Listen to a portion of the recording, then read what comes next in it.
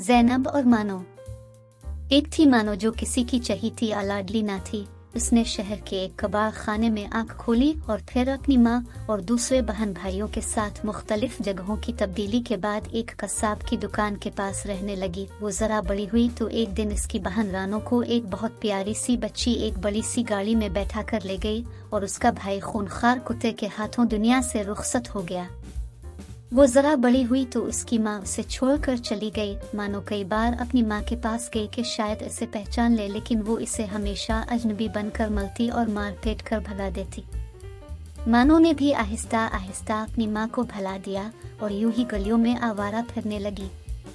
एक दिन अचानक इसने अपनी बाना मानो को देखा जो एक बहुत बड़े से लान में घास पर बैठी दूध पी रही थी।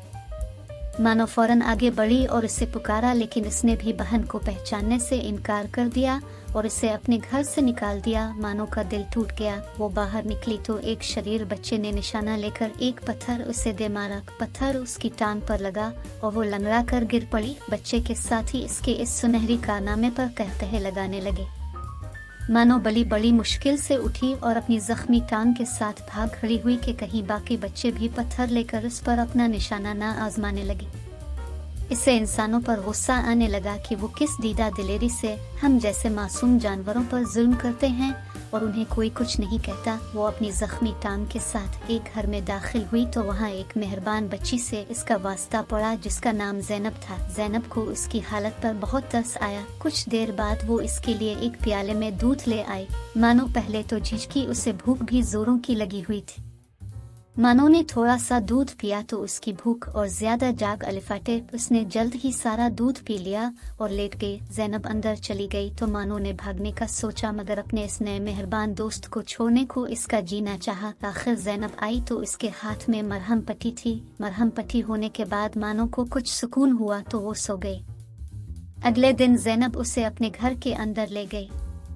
इसके वालिदैन भी मानो को मेहरबान और अच्छे मालूम हुए, चुनांचे जल्द ही वो इस घर में घर के एक फर्द की तरह रहने लगी। मानो का दिल वहाँ लग गया। इन सब की मेहरबानियों का सिला इसने ये दिया कि इस घर में से तमाम चूहों को घर छोड़ने पर मजबूर कर दिया। लाल बेग और दूसरे कीड़े मकोड़े भी इसने खत्म कर डाले। जब से वो इस घर में आई थी चूहों की जान पर बनी हुई थी।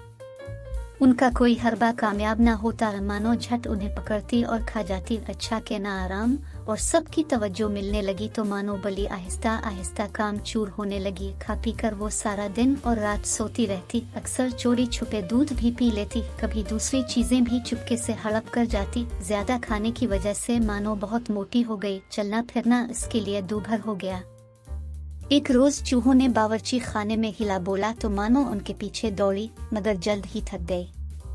चूहे भी मानवी की कमजोरी जान गए थे। वो हर रोज आदेर अलिफादेर फिरते और मानो बली उन्हें पकड़ न पाती क्योंकि वो बहुत मोटी हो गई थी। दौड़ने से इसका सांस फूल जाता और वो थक जाती। एक दिन इसने घर वालों को कहते सुना कि मानो को वापस छोड़ देना चाहिए क्योंकि ये किसी काम की नहीं रही।